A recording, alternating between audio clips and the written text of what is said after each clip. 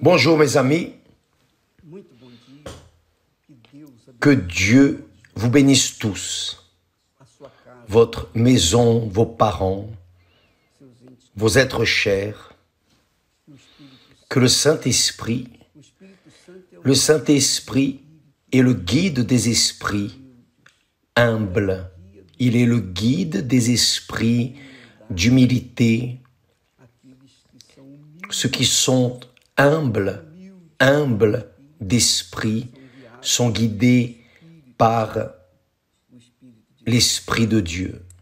Très bien, voyez, en parlant d'esprit, voyez ce que le texte sacré dit en relation aux réactions de Dieu en accord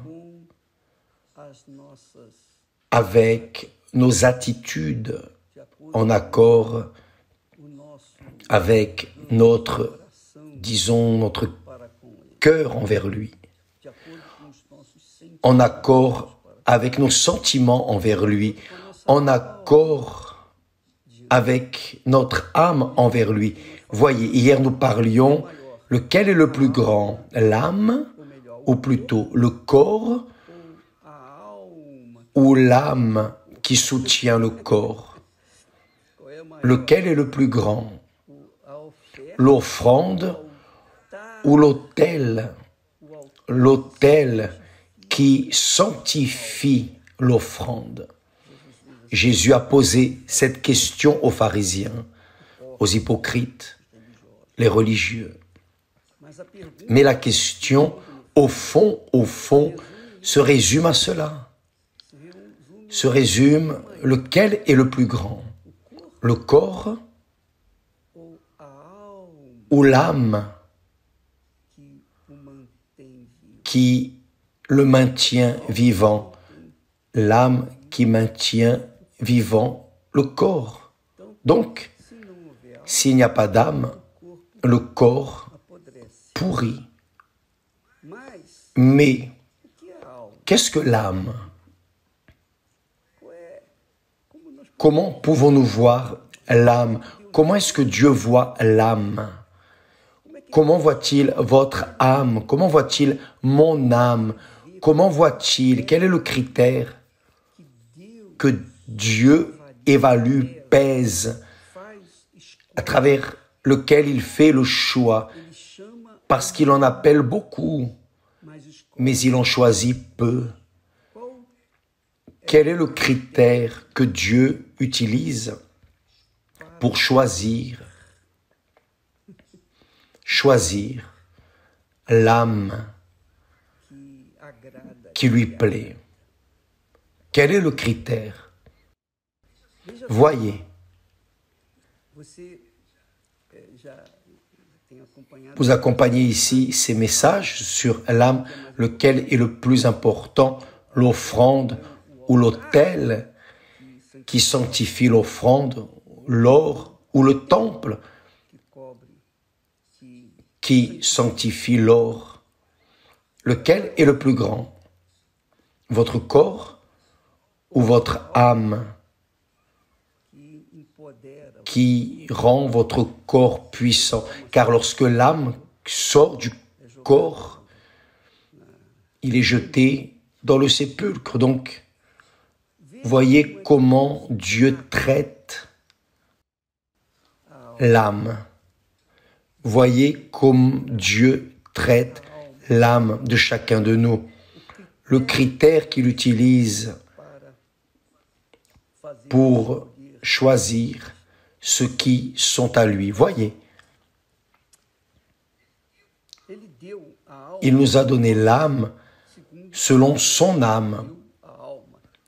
Il a donné l'âme pour que nous puissions avoir le droit de choisir librement.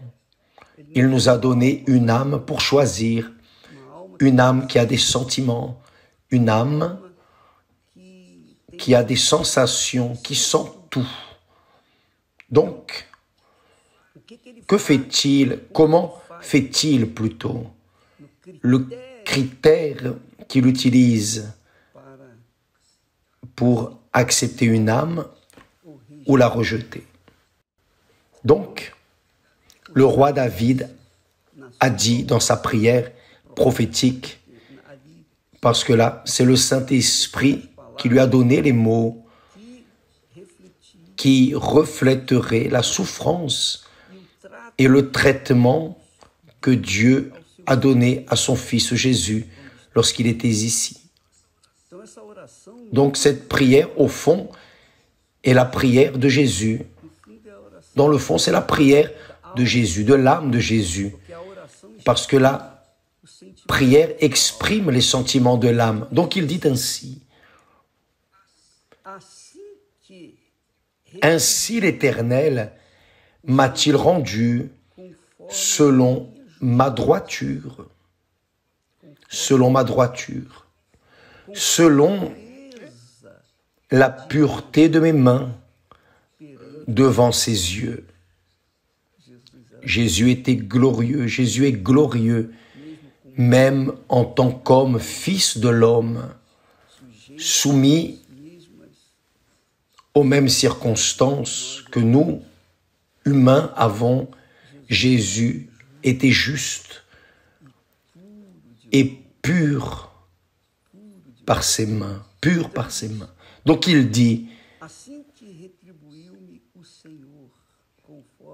aussi l'Éternel m'a-t-il rendu selon ma droiture, selon la pureté de mes mains devant ses yeux. Avec celui qui est bon, tu te montres bon. Donc, votre âme a le droit d'être mauvaise ou bonne. C'est vous qui décidez. Votre tête, votre esprit décide. Si votre esprit est guidé par l'Esprit de Dieu, votre esprit va guider votre âme en accord avec la volonté de Dieu. Elle sera bonne, elle sera pour le bien, fera le bien. Votre âme sera bonne, généreuse, charitable. Votre âme sera fervente. Donc, il est dit ici, avec celui qui est bon, tu te montres bon. Avec l'homme droit, tu agis selon la droiture. Voyez comme Dieu traite celui qui est du bien, qui a l'âme bonne. Avec l'homme droit, tu agis selon la droiture. Avec celui qui est pur, tu te montres pur. Et avec le pervers, tu agis selon sa perversité.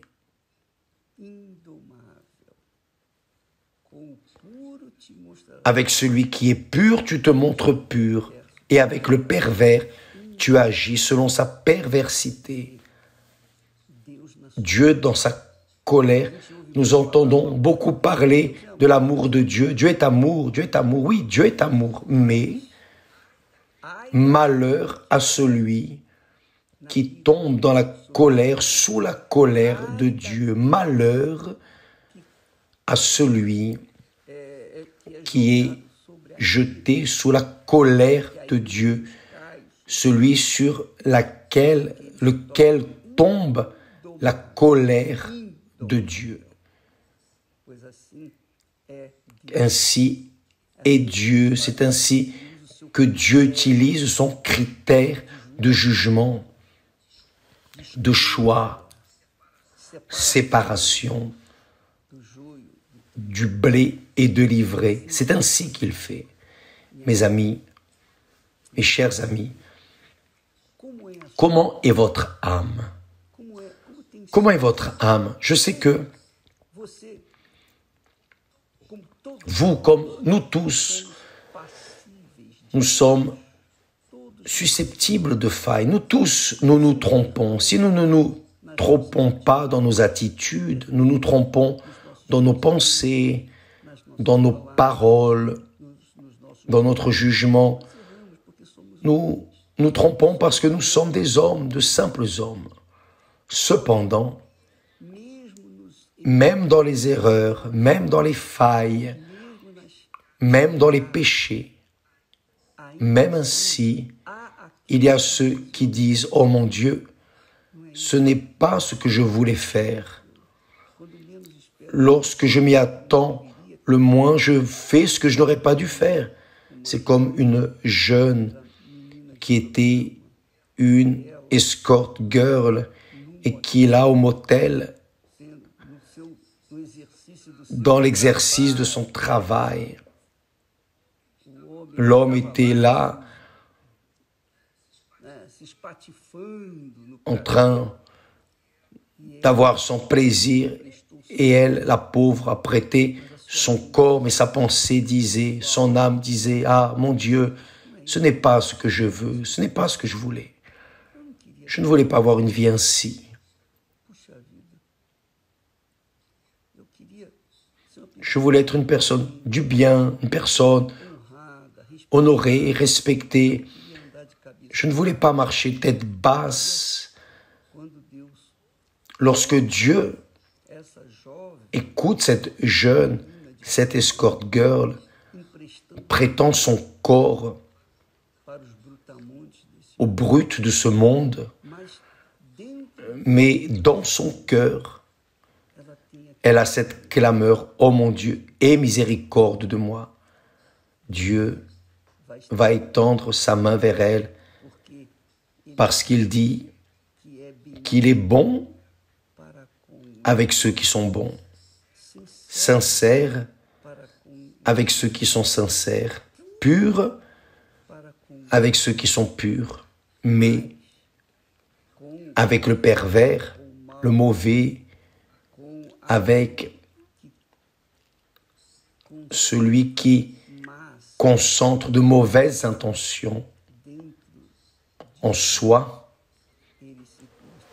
il agira selon sa perversité, il se montrera dans sa colère. Et malheur à celui qui tombe entre les mains du Dieu en colère. Comprenez-vous, mes amis, lequel est le plus grand, votre corps ou votre âme? Lequel est le plus important, votre corps ou votre âme? C'est vous qui décidez, c'est-à-dire votre tête, votre esprit décide. Vous ne pouvez pas commander votre cœur. Nous n'avons pas le contrôle du cœur, mais notre esprit a le contrôle de la volonté. Quand l'esprit humain est dirigé, guidé par l'Esprit de Dieu, alors le cœur se soumet à cet esprit. Mais quand l'esprit humain ne se soumet pas à l'Esprit de Dieu, lorsqu'il n'est pas soumis à l'Esprit de Dieu, le cœur est cruel, rebelle, trompeur. Et là est le critère que Dieu utilise pour séparer, livrer le blé, pour séparer ceux qui sont et ceux qui ne sont pas, pour cribler chacun. Comprenez-vous, aujourd'hui, comme cela se produit chaque mercredi, nous avons la réunion des mystères, des révélations, des mystères du royaume des cieux. Cela n'intéresse que ceux qui réellement ont le désir d'y arriver, qui ne craint pas pour sa vie, qui mène sa vie ainsi, ne s'intéresse pas à Dieu parce qu'il veut vivre, veut profiter, veut s'occuper, satisfaire les caprices et les désirs de son corps, de son cœur, de son âme cruelle.